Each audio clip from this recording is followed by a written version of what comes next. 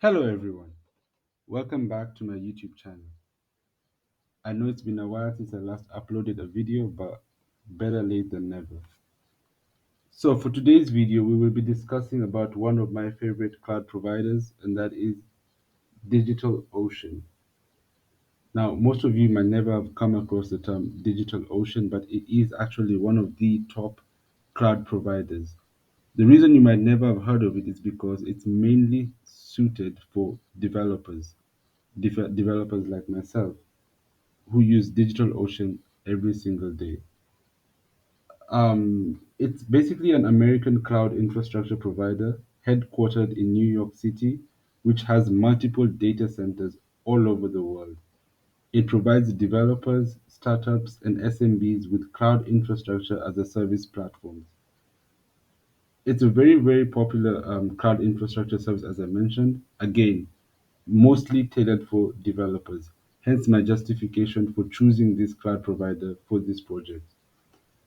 Given that I'm a web developer, I use it every single day in my life. The reason that I use this cloud provider is because it offers me very, very user friendly and easy to use cloud provider products. I'm going to be speaking about two of their products today, that is the Droplets and the networking product for DigitalOcean. What I have right now here on my screen is the product's homepage for DigitalOcean.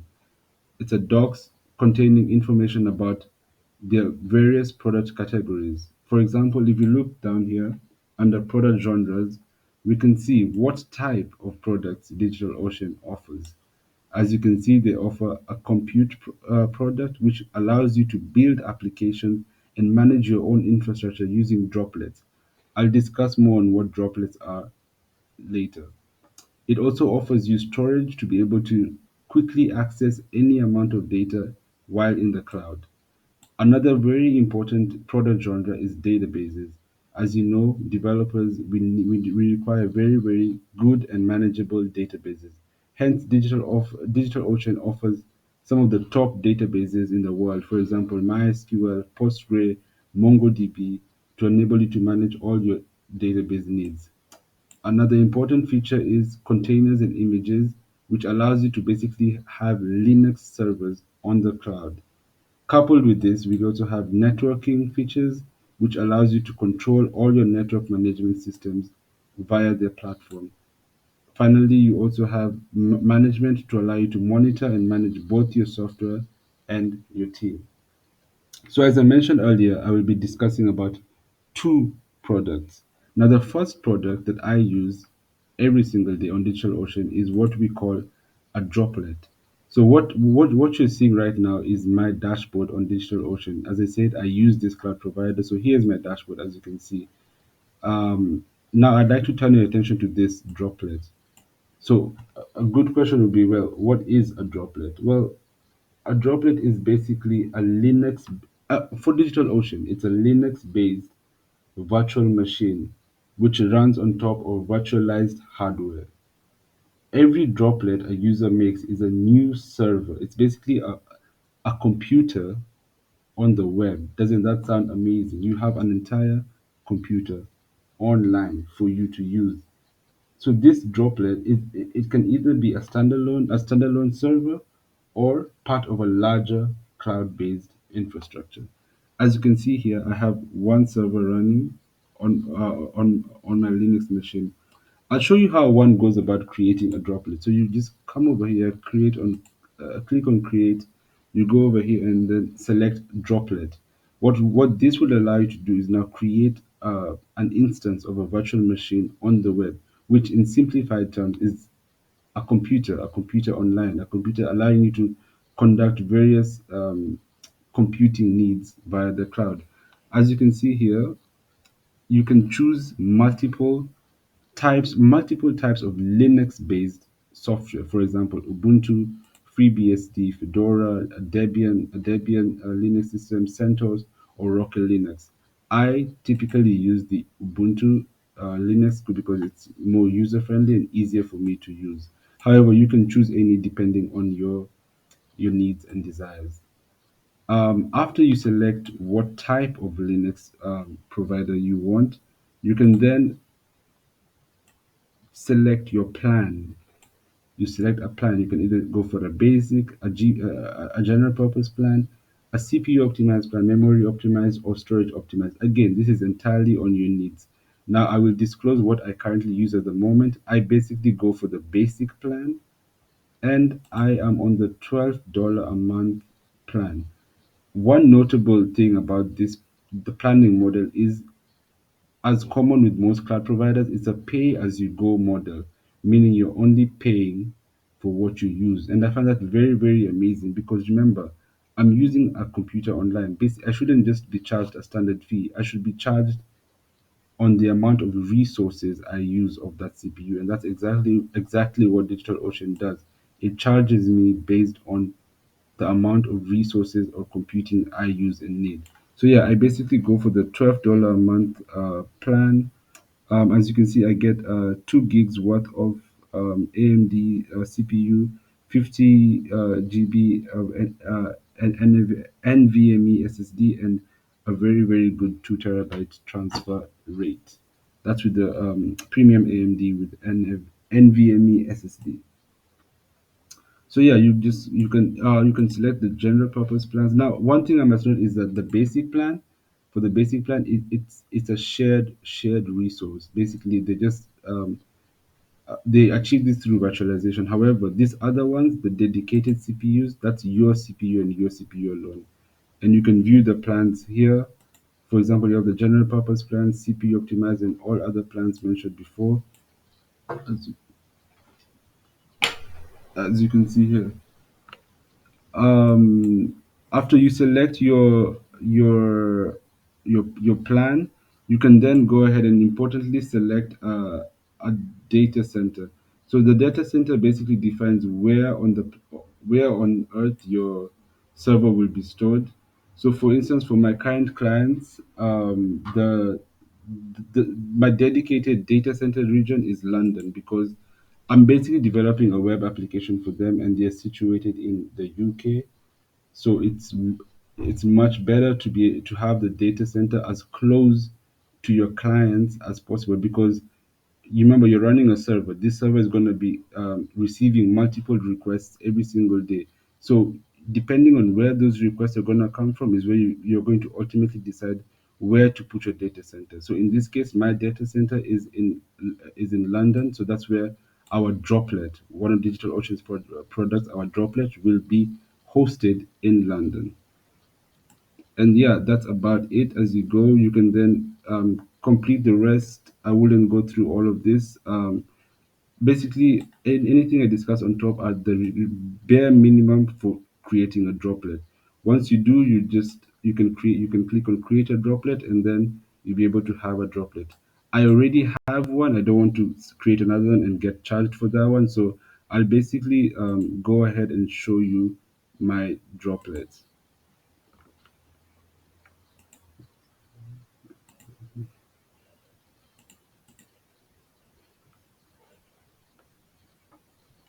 Okay, so I also mentioned, as I mentioned earlier, it's a pay-as-you-go model. So remember, I'm on the $12 a month plan. However, my estimated cost is, as you can see up here, $10.97. Because again, as I mentioned, I'm only being charged for what I use.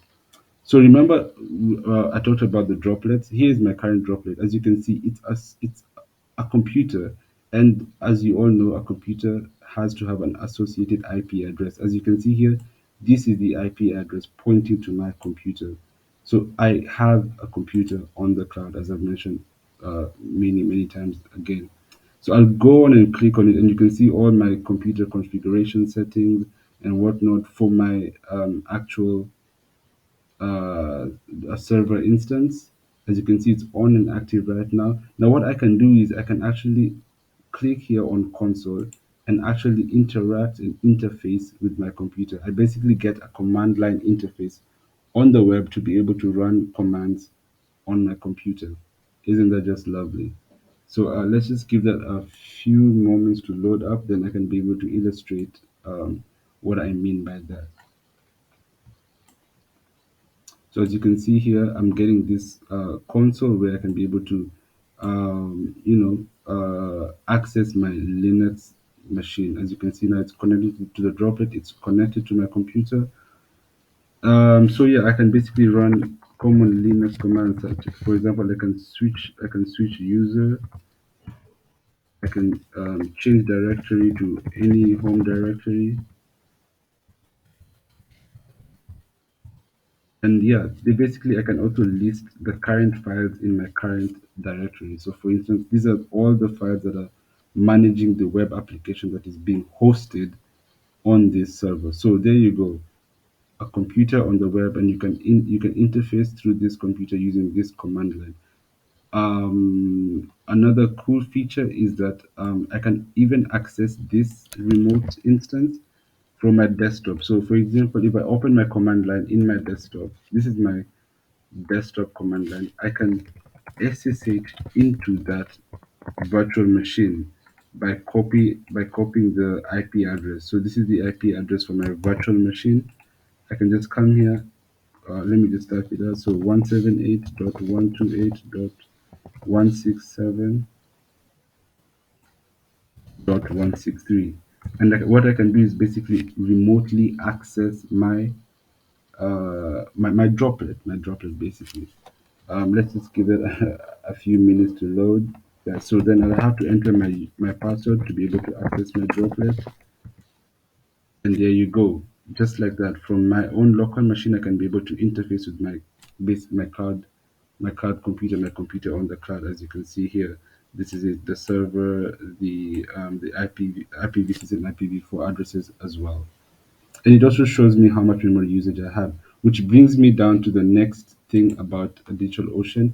I can be able to view real-time statistics about my usage, my cloud usage. So, for example, how much of the CPU I have used, how much load I have used, as you can see here, how much memory I have used, my disk input and output usage, as well as my disk usage and my bandwidth, which are very, very key metrics that can allow me to optimize, manage, scale, plan my cloud infrastructure, which is yeah, very, very nice to use, as I say. So yeah, that's one of DigitalOcean's products, the Droplets, which is the most popular one, again suited for developers. I'll go ahead and show you the website that this server is hosting, basically. So if I go to the domain name, basically, as I said, this droplet is basically a server that can be used to host files on the web. So if I navigate this server right here, it's hosting files that can now be remotely accessed by anyone on the web. So web developers use this to perform their web hosting needs. So if I come here to the current website, this is the current website that is being hosted for my clients, as you can see here, https UK, and this is the employee dashboard, as you can see here. It's live and it's being hosted via this virtual machine virtual machine on the cloud. This will also bring me down to the second product, which is networking. Another very cool product DigitalOcean offers, where I can be able to perform DNS record management right off the cloud. So, for example, I have one domain. This is a domain I purchased off Google Domains, but I'm able to actually manage this domain from within my cloud platform, which I'll go ahead and show you now. Let's just see how much time I have for this. Okay, 30 minutes. Okay, that's good.